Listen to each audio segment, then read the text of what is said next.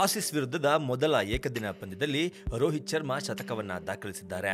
ಸಿಡ್ನಿಯಲ್ಲಿ ನಡೆಯುತ್ತಿರುವ ಪಂದ್ಯದಲ್ಲಿ ಶಿಖರ್ ಧವನ್ ಜೊತೆ ಇನ್ನಿಂಗ್ಸ್ ಅನ್ನ ಆರಂಭಿಸಿದ ರೋಹಿತ್ ಎಚ್ಚರಿಕೆಯ ಬ್ಯಾಟಿಂಗ್ ನಡೆಸಿದ್ರು. ಒಂದೆಡೆ ಬ್ಯಾಕ್ ಟು ಬ್ಯಾಕ್ ವಿಕೆಟ್ ಬೀಳುತ್ತಿದ್ರು ಧೃತಿಗೆಡದ ರೋಹಿತ್ ಧೋನಿ ಜೊತೆಗೆ ಶತಕದ ಜೊತೆಯಾಟವಾಡಿದ್ರು. ಅಷ್ಟೇ ಅಲ್ಲದೆ ಏಕದಿನ ಕ್ರಿಕೆಟ್ನಲ್ಲಿ 22ನೇ ಶತಕವನ್ನ ಸಿಡಿಸಿ ಮಿಂಚಿದ್ರು. ಇದಕ್ಕೂ ಮೊದಲು ಆಸ್ಟ್ರೇಲಿಯಾ ನೀಡಿದ್ದ 289 ರನ್ಗಳ ದೊಡ್ಡ ಗುರಿಯನ್ನ ಬೆನ್ನತ್ತಿದ್ದ ಭಾರತ 4 ರನ್ ಗಳಿಸುವಷ್ಟರಲ್ಲಿ 3 ವಿಕೆಟ್ಗಳನ್ನ ಕಳೆದುಕೊಂಡು ಸಂಕಷ್ಟಕ್ಕೀಡಾಗಿತ್ತು. ಈ ವೇಳೆ ಮಾಜಿ ಕ್ಯಾಪ್ಟನ್ ಮಹೇಂದ್ರ ಸಿಂಗ್ ಧೋನಿ ಜೊತೆ 4ನೇ ವಿಕೆಟ್ಗೆ ಮುರಿಯದ ಅರ್ಧಶತಕದ ಜೊತೆಯಾಟದಲ್ಲಿ ಭಾಗಿಯಾದ ರೋಹಿತ್ ಶರ್ಮಾ ತಂಡಕ್ಕೆ ಆಸರೆಯಾದರು.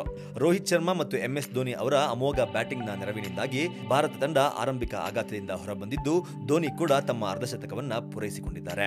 ಇದಕ್ಕೂ ಮೊದಲು ರೋಹಿತ್ ಜೊತೆ ಇನ್ನಿಂಗ್ಸ್ ಆರಂಭಿಸಿದ್ದ ಶಿಖರ್ ಧವನ್ ರನ್ ಖಾತೆ ತೆರೆಯದೆ ಮೊದಲ ಓವರ್ನಲ್ಲೇ ಔಟ್ ಆದ್ರು. ನಂತರ ಬಂದ ಕ್ಯಾಪ್ಟನ್ ಕೊಹ್ಲಿ ಕೂಡ 3 ರನ್ ಗಳಿಸಿ ಪೆವಿಲಿಯನ್ ಸೇರಿದ್ರು. 4ನೇ ಕ್ರಮಾಂಕದಲ್ಲಿ ಕಣಕ್ಕಿಳಿದ ಅಂಬಟಿ ರಾಯುಡು ಕೂಡ ಎದುರಿಸಿದ 2ನೇ ಎಸೆತದಲ್ಲೇ ಎಲ್ಬಿ ಬಲೆಗೆ ಬೀಳುವ ಮೂಲಕ ಮೊದಲ 3.5 ಓವರ್ಗಳಲ್ಲೇ 4 ರನ್ ಗಳಿಸುವಷ್ಟರಲ್ಲಿ ಭಾರತ ತಂಡ 3 ವಿಕೆಟ್ಗಳನ್ನ ಕಳೆದುಕೊಂಡಿತು. ಇದೀಗ ಟೀಂ ಇಂಡಿಯಾ 213 ರನ್ಗಳಿಗೆ 6 ವಿಕೆಟ್ಗಳನ್ನ ಕಳೆದುಕೊಂಡು 44.1 ಓವರ್ಗಳನ್ನ ಪೂರ್ಣಗೊಳಿಸಿದೆ. 127 ರನ್ಗಳನ್ನ ಗಳಿಸಿರುವ ರೋಹಿತ್ ಶರ್ಮಾ ಜೊತೆಗೆ ಭುವನೇಶ್ವರ್ ಕುಮಾರ್ ಕ್ರೀಸ್ನಲ್ಲಿದ್ದಾರೆ.